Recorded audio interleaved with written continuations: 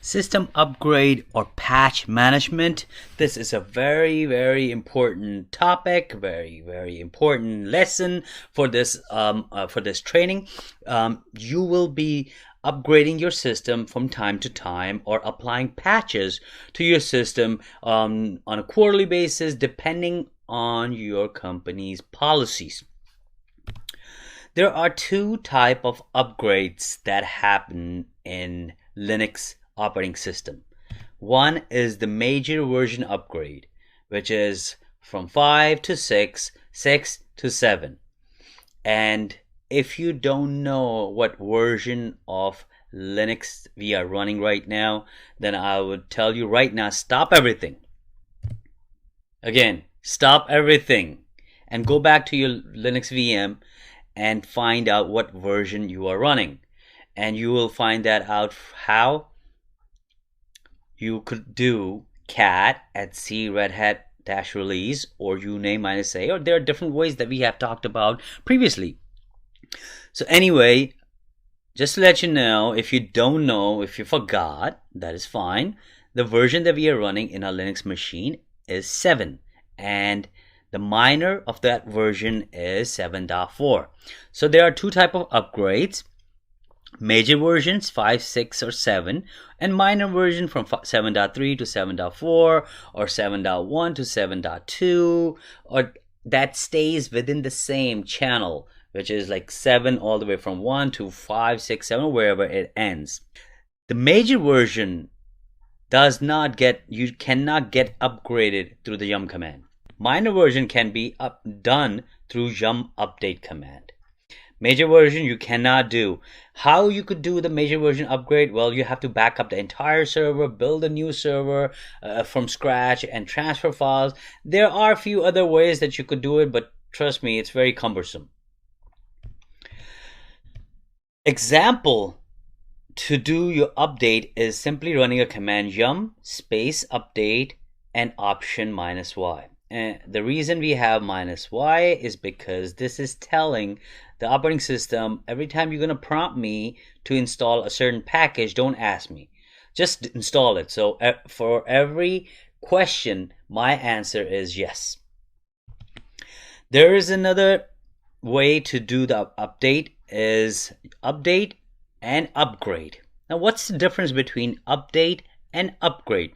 Upgrade deletes packages. When you have a package, let's say you have an NTP package or HTTP package, and you did yum upgrade, it will delete the old package, which is, let's say, HTTP.5, and it has a newer version, HTTP.6. So it will delete that old package and it will update it with the newer package. So that's the difference. Whereas upgrade preserves. It preserves the older packages as well. Why? Because it is a good practice for some system administrators to keep old packages in case they have certain of their applications don't comply or don't run with the newer version of the packages. So that's why sometimes people have to roll back to its original patch updates. So system upgrades and patch management, this is just a quick lesson for it.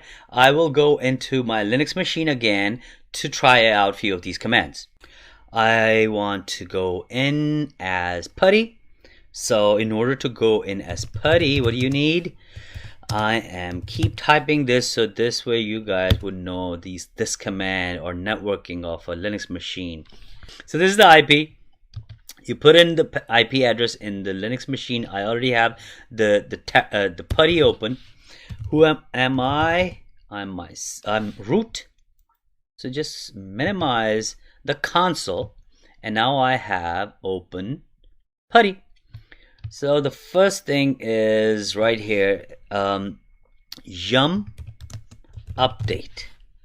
Again, when you do the yum update, it will preserve old packages, whereas upgrade will delete old packages. But before we go any further, what version do we have? Have you checked that out? So you do etc red hat release. We have major version 7 and minor version .4. So we will do yum update. We will not put -y because I will show you when it will ask you if I wanted to proceed. So just do yum update.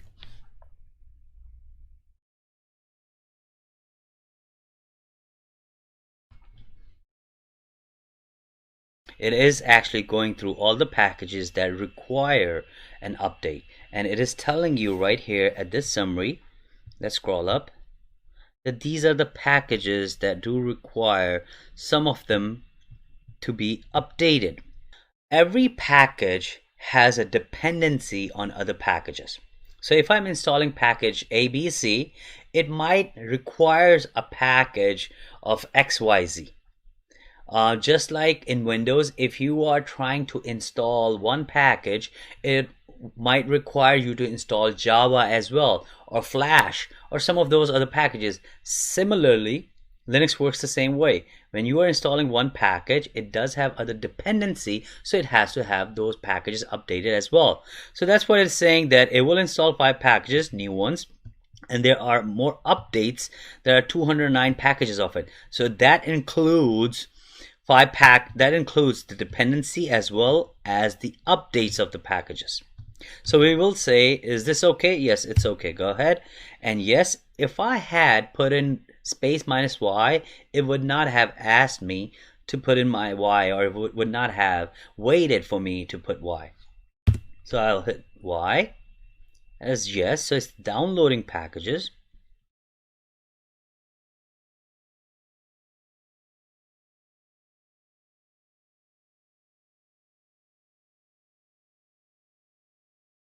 It is going through the update process of 449 packages that it needs to update. This will take quite some time. So what I will do is I will fast forward this, so at least you could view it how it is going through each package update. Once the packages updates are done, then it will do the cleanup and remove any lingering process that's out there.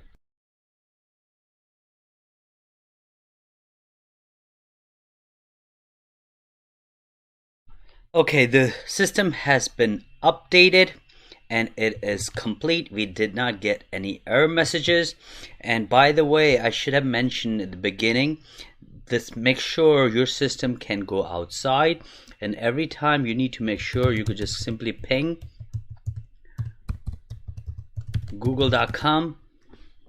It does go to Google, but just to make sure we have the right one.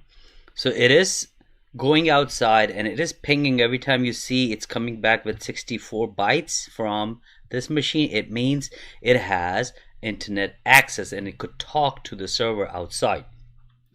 If it cannot, then you definitely have an issue, a network issue, and first check those before you run the yum command, because the yum command is actually going to the CentOS repository to download your packages or update your packages.